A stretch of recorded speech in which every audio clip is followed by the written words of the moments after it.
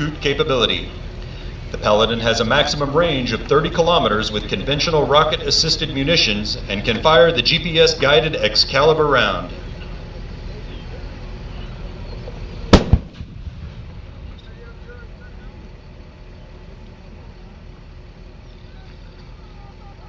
On the far left of the firing line, you will see the Avenger Air Defense System. The Avenger Air Defense System, fielded in the late 1980s, first saw combat in Operation Desert Storm.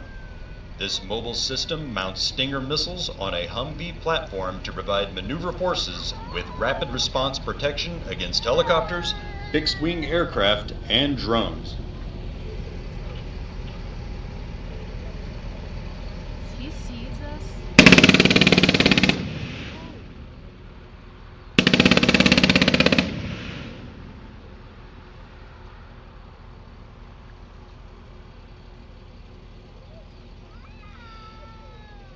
Now to the far right of the firing line, you will see the Patriot missile system. Fielded in the 1980s, the Patriot missile system gained fame during Operation Desert Storm by intercepting Iraqi Scud missiles. Since then, the Patriot has evolved into one of the most advanced and widely deployed missile defense systems in the world, capable of engaging threats at distances exceeding 100 kilometers. It remains a critical part of the Army's integrated air and missile defense architecture, ensuring that U.S. forces and allies remain protected from the evolving threats of today and tomorrow.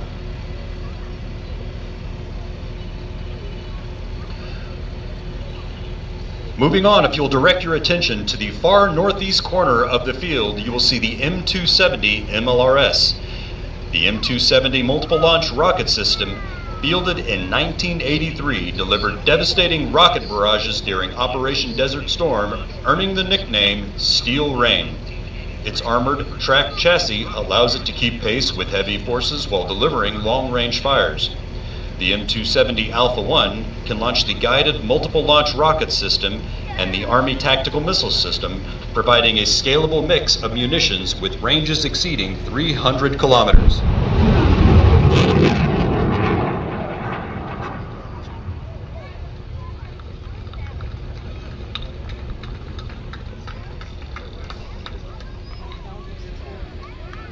If you will direct your attention back to the center of the firing line, you will see the M119er 105mm towed howitzer. Adapted from the British L118 light gun, the M119er entered U.S. service in 1989. The Army's 105mm towed howitzer is lightweight and air mobile and provides precision fire support for airborne and light infantry units around the world. It is the indirect fire support asset for light, air assault, and airborne infantry units. It can be towed behind a Humvee, airdropped by parachute, internally loaded into a Chinook helicopter, and sling-loaded under numerous rotary wing aircraft. It has a maximum range of 19.5 kilometers with the rocket-assisted high-explosive round. The maximum rate of fire is 8 rounds per minute.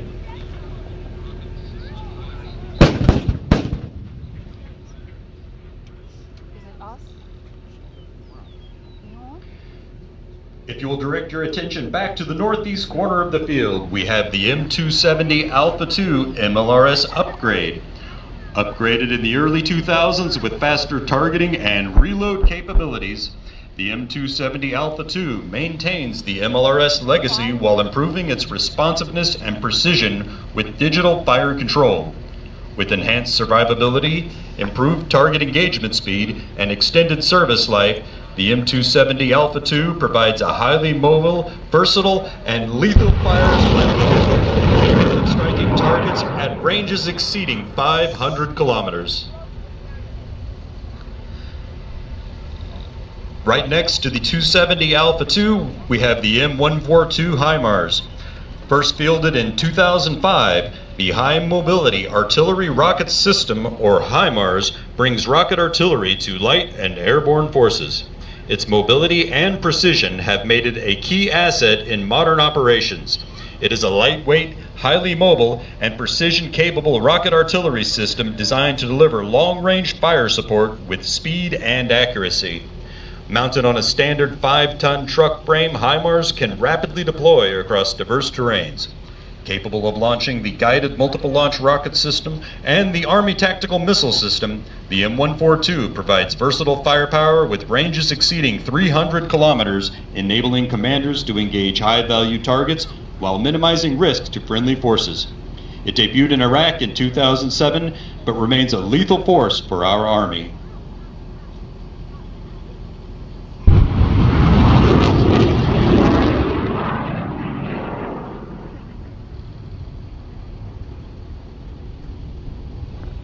If you will direct your attention back to the center of the firing line, you will see the M777 Alpha II 155mm towed howitzer. Introduced in 2005, the M777 Alpha II features a lightweight titanium construction and precision digital fire control. Capable of firing the GPS-guided Excalibur round, it supports forces with long-range, highly accurate artillery fires. It can be towed behind a medium tactical vehicle, airdropped using cargo parachutes, or sling-loaded by a Chinook helicopter. The M777 Alpha II employs the digital fire control system and has a maximum rate of fire of 5 rounds per minute.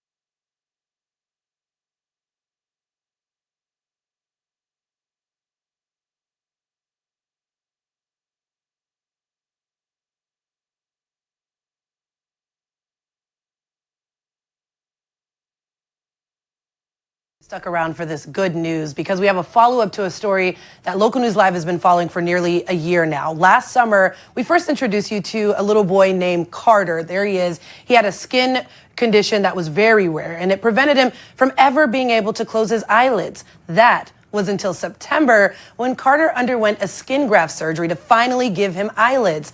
Our Victoria has been with Carter every step of the way. She shares his update with us. We haven't seen Carter since last fall. And in just a few months, he's grown taller and rocking a new hairdo. Your hair's gotten longer. But that's not all that's changed. What has been the best part of the last few months since you got your surgery?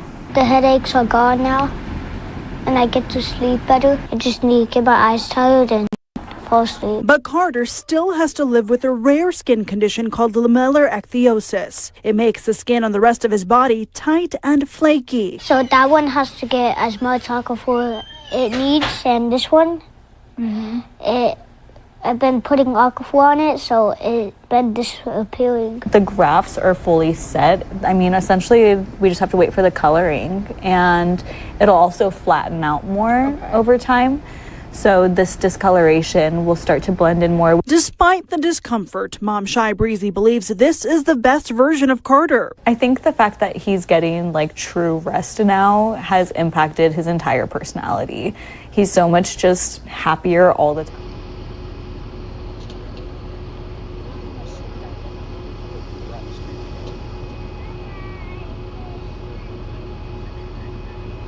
Okay.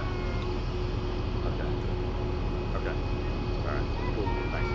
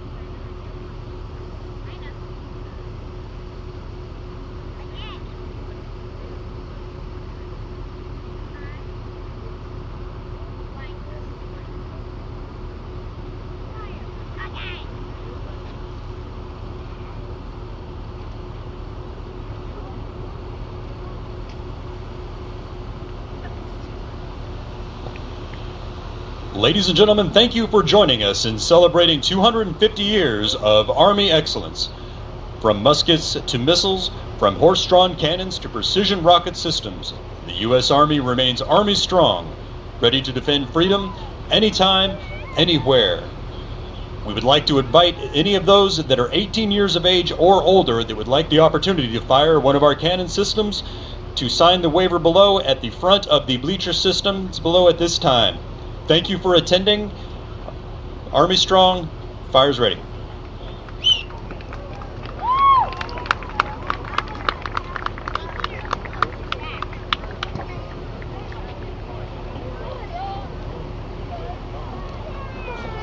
Ladies and gentlemen, please be advised in about 15 minutes, the rest of our cannon systems will be expending more rounds.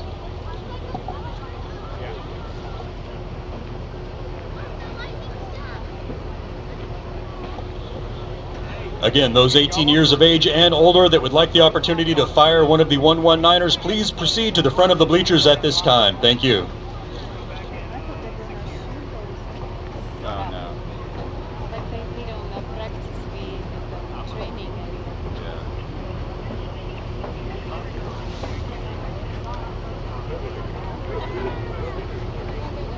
Hey, when you I'm waiting for him to pull us off the stream. Hey, soda, Chris.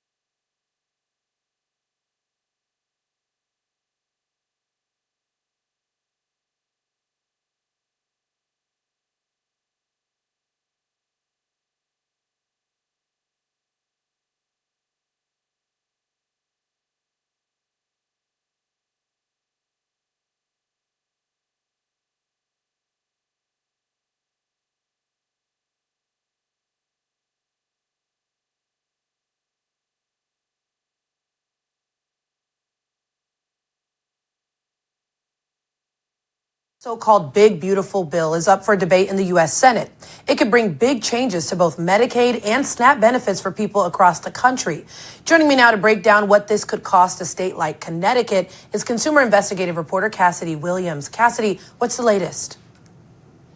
Well, this bill is more than 1,000 pages long. There's a lot to it and a lot that could change. But Connecticut Department of Social Services Commissioner says there are two things she is watching closely, and they are things that could impact other states too. Well, a lot of jobs are not given full time, and that means no full-time benefits either. New Haven mother Antoinette Humes works multiple part-time jobs.